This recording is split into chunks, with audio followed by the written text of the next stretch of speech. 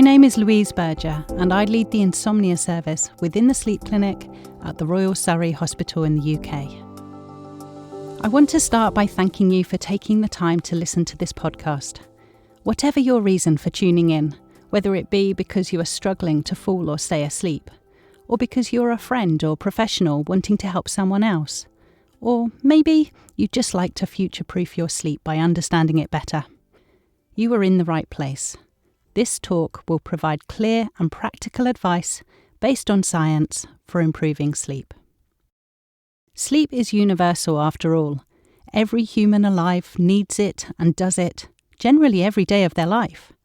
But with around 3 in 10 people complaining of difficulty sleeping, you are certainly not alone if you're struggling. Sleep problems are not all the same though, and this figure reflects the full spectrum of sleep complaints from a few bad nights right through to diagnosable sleep disorders, the most common of which that this talk is focusing on is insomnia. This is a regular difficulty falling or staying asleep that persists for months or more, often with no obvious cause, and impacts your ability to cope during the day. To state the obvious, insomnia does not cause snoring or irregular breathing during sleep, signs of sleep apnea, nor disruptive behaviours like kicking or eating in sleep, nor does it cause a person to be so sleepy in the day that they struggle to stay awake. For any of these symptoms, definitely talk to your doctor about a referral to a sleep clinic.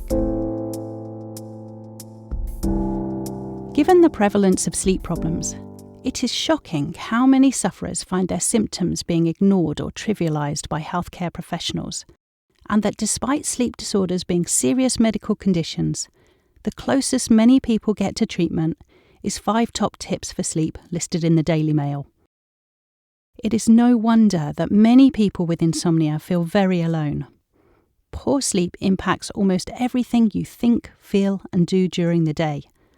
On top of that, it can be unimaginably scary to know that sleep is the only thing that will relieve your suffering, yet it is the one thing you can't seem to get.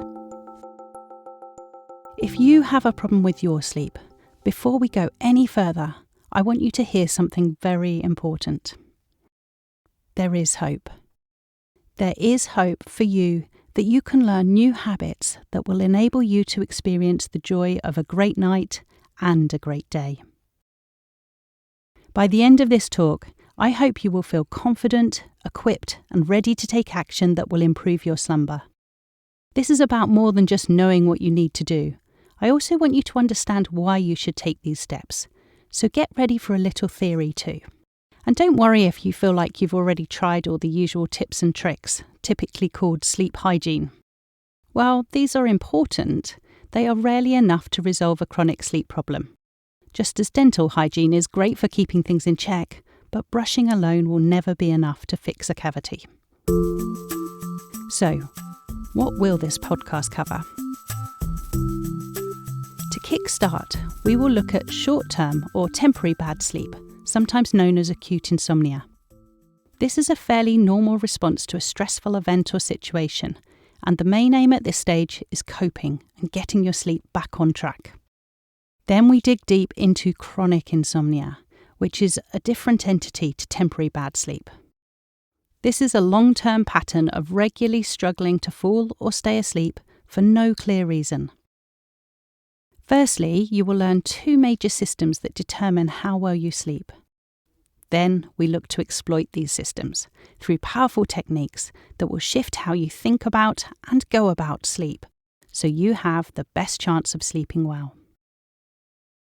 If you're a shift worker, as I know many of our hospital staff are, some of these recommendations may be tricky to implement, but there will still be valuable learning for you, so please stick around. This is going to take about 25 minutes, so grab a cup of tea, whack up the volume, and I'll do my best not to send you to sleep. Not right now, anyway. Do you have insomnia? In everyday language, the term insomnia is used loosely to describe almost any difficulty falling or staying asleep, but really a bad night here and there is not insomnia. In fact, temporary bad sleep, which occurs from time to time, albeit undesirable and very unpleasant, is actually considered completely normal. Even good sleepers may suddenly find themselves lying awake at night while going through a stressful experience, like an impending work deadline or house move, losing someone special, ill health, or even jet lag. This is because stress is actually meant to defer sleep. It's a survival mechanism. Imagine if our caveman ancestors had spotted a hungry bear lurking near the mouth of their cave at bedtime, but overcome with sleepiness, they drifted off into an unavoidable slumber. It wouldn't have ended well. Fortunately, for most people with temporary bad sleep, their sleep returns to normal, especially once the trigger resolves. So, while you can't avoid stress completely, and you can't prevent stress from having some impact on your sleep, the most important focus at this early stage of disrupted sleep is to get your sleep back on track, so that what started as a few bad nights doesn't become a regular long-term pattern. This is what we call insomnia. So, how do you do this? Well, if you usually sleep fairly well, but you're currently having a run of bad nights, I recommend that you do something quite shocking and probably the opposite of what your instincts advise. And this is to do nothing. Don't catch up on lost sleep by taking lie-ins or naps. Don't skip your usual exercise or evening out with friends. Don't suddenly implement a new bedtime routine. Don't call in sick to work. And importantly, very importantly, don't panic. Instead, carry on with your usual daytime activities and going to bed and getting up at the same time you usually do. And don't forget to be kind to yourself. Not sleeping well is hard, even when it's only for a few nights or a few weeks. So although you don't like it and it might feel scary, encourage yourself that bad sleep from time to time is normal and it will pass. Paradoxically, by carrying on as usual, in spite of temporary poor sleep, good sleep quickly resumes. This is because what keeps bad sleep going over time is rarely the initial trigger, but is instead your response to it. The natural and understandable ways you attempt to cope by changing how you think about sleep and go about sleep that makes matters worse. This is the vicious cycle of insomnia, where our attempts to fix our sleep become part of the problem, and eventually the body gets stuck in a habit of poor sleep. Let me give you an example. Imagine Peter. He's a 40-year-old bloke who's always slept well. He's never really thought much about his sleep because, well, it's just never been a problem. Then COVID hits and he finds he worries about work and money, which means he's lying awake in the night with his mind buzzing. After a few bad nights, Peter starts to wonder, what's wrong with me? I used to sleep fine. If I can't sleep tonight, I won't cope tomorrow. This triggers a stress reaction in his body, and instinctively his mind sets to trying to make sense of the problem and find a solution. Over the next few days and nights, Peter starts focusing on sleep a lot, Googling tips and desperately making changes to cope with not sleeping well.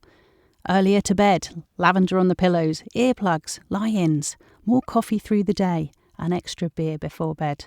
But as time goes on and none of these changes reliably produce the sleep Peter desires, he starts to dread going to bed, anticipating a bad night, which makes him feel more stressed and even less likely to sleep. Does this sound familiar to you? So often we react to sleeplessness as a threat and fight against it, trying harder to make ourselves sleep.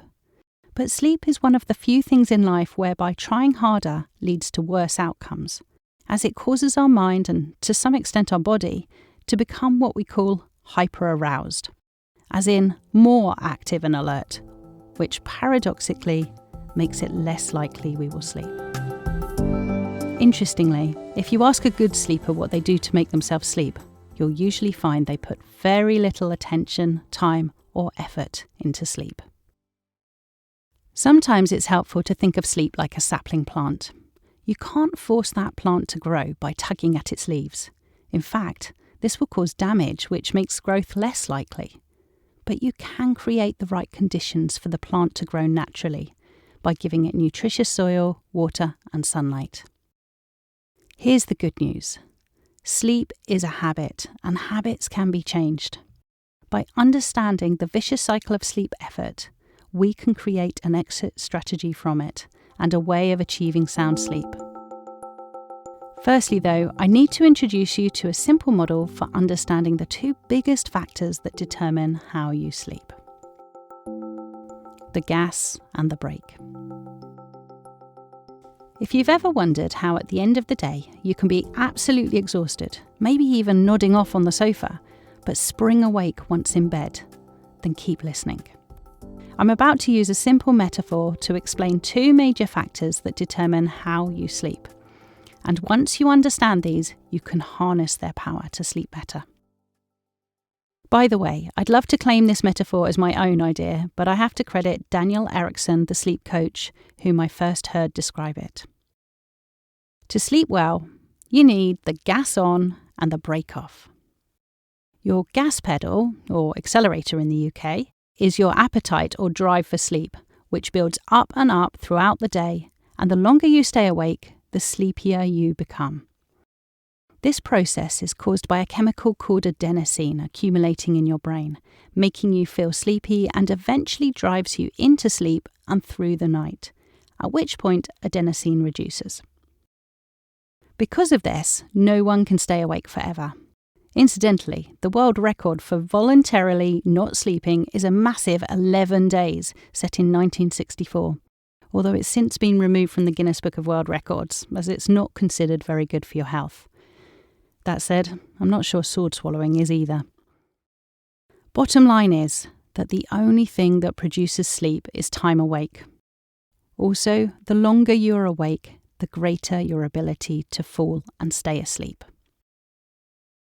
So, assuming you go to bed at night with plenty of sleep drive accumulated after a long and busy day, you should sleep well, unless the brake pedal is engaged.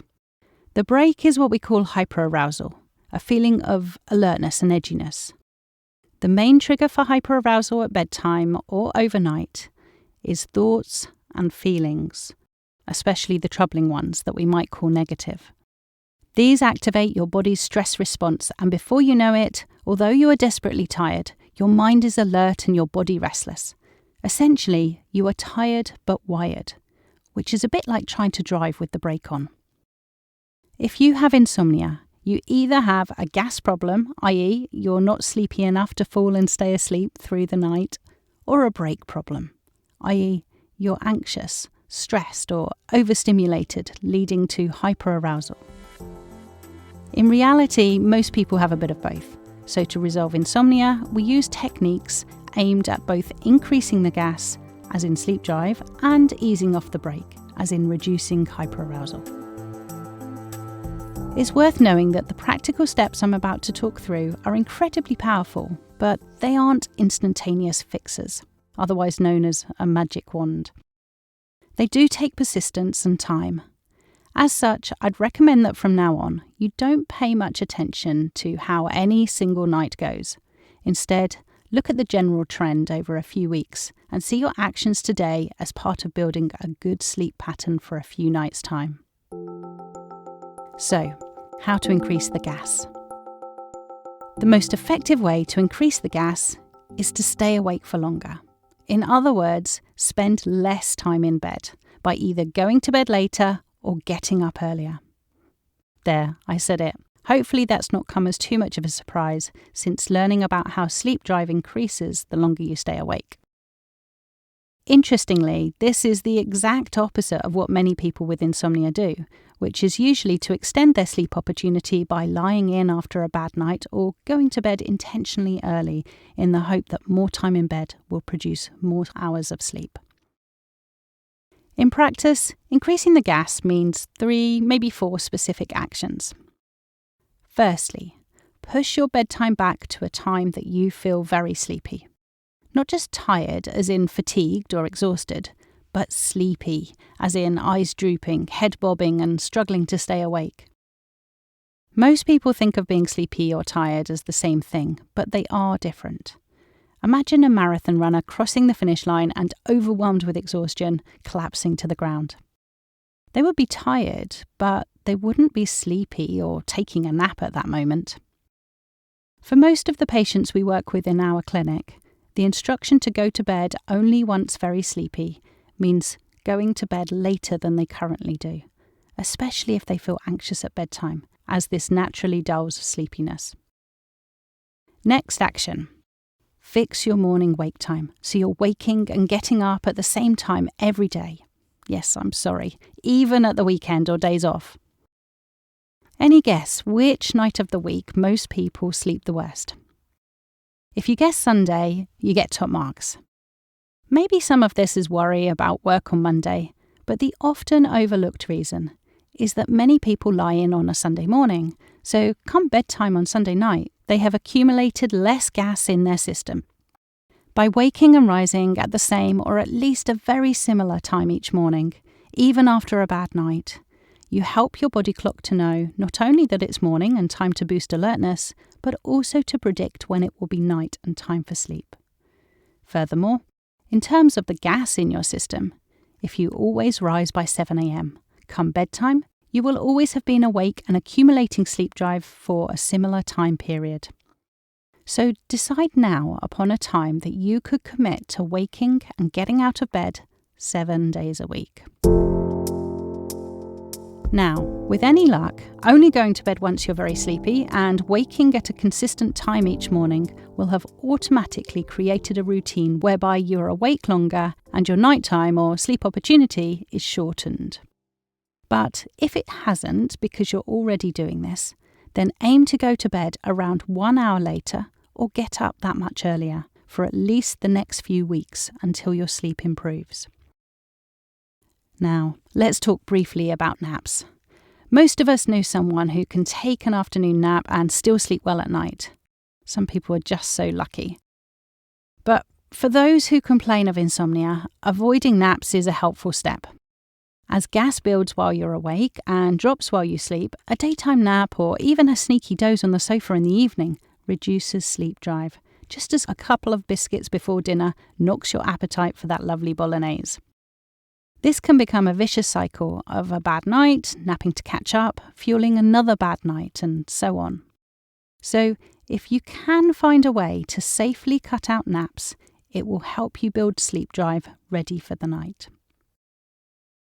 So to recap, only go to bed once you are very sleepy. Get up by your intended wake time each day, even after a bad night. Go to bed later or get up earlier.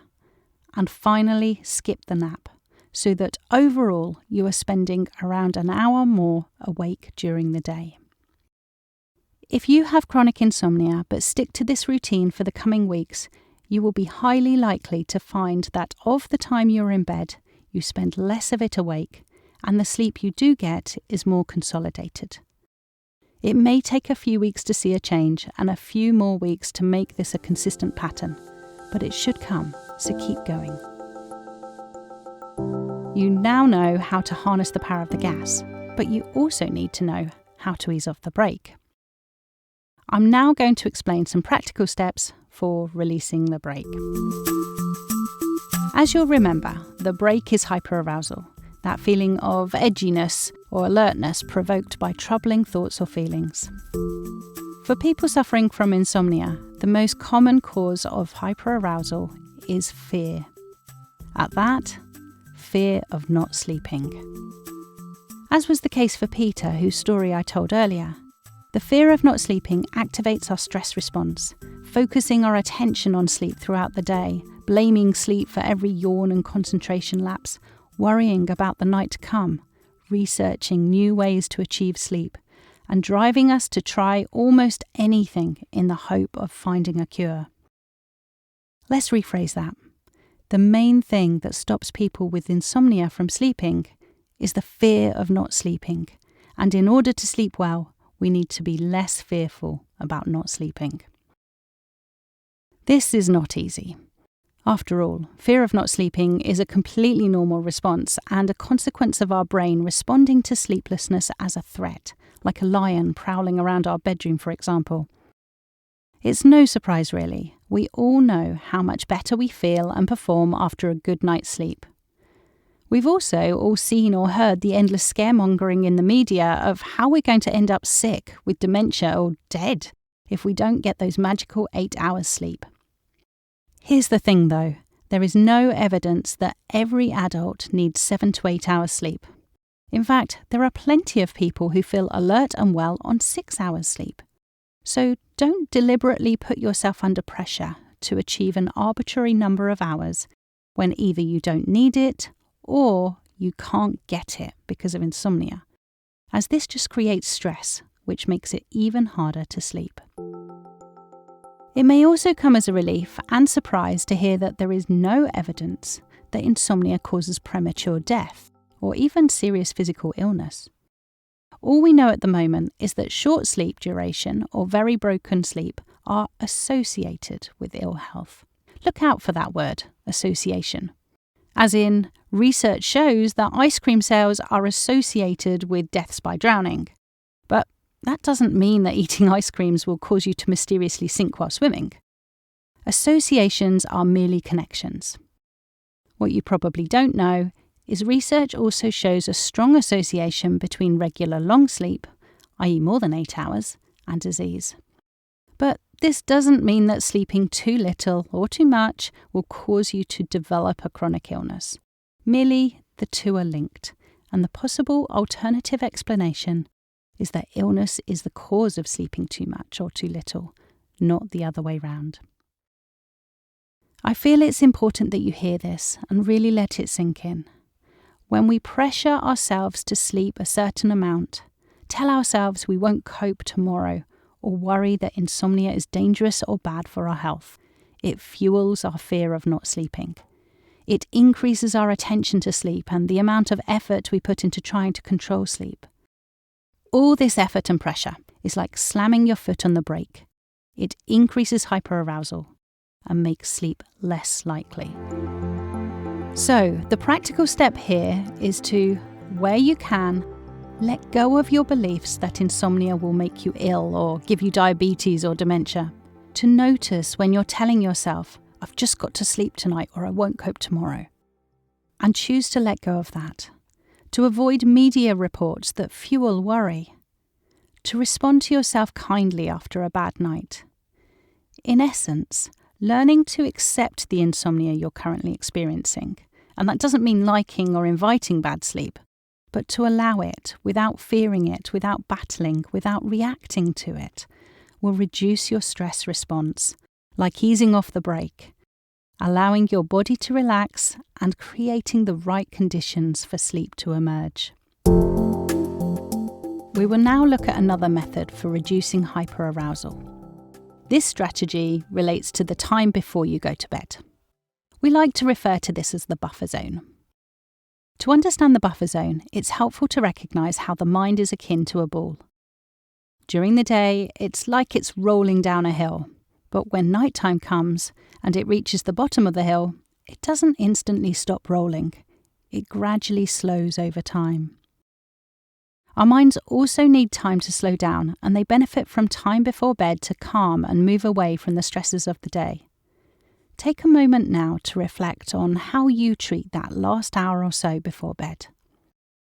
Do you continue chores, send a few last work emails, or sit under bright artificial lights? Is the news the last thing that you hear right before bed? If this sounds like you, think about introducing a buffer zone, a period of time during which you give yourself permission to ignore work, abandon chores, slow down, dim the lights, and do enjoyable and relaxing activities. And just in case you're a night shift worker, it can be immensely tempting to skip this stage, returning home many hours after your usual bedtime absolutely exhausted. It seems logical to climb straight into bed, and if this works well for you, then that's fine. But if you return home, mind buzzing after a night shift, allowing yourself a short buffer zone in which to wind down before bed may be enough to avert several hours of tossing and turning once in bed. Having discussed the importance of a buffer zone, your next practical step for releasing the brake relates to what to do when you cannot sleep at night. You probably don't need me to tell you, but lying awake in bed for long periods of time tends to be counterproductive to sleep.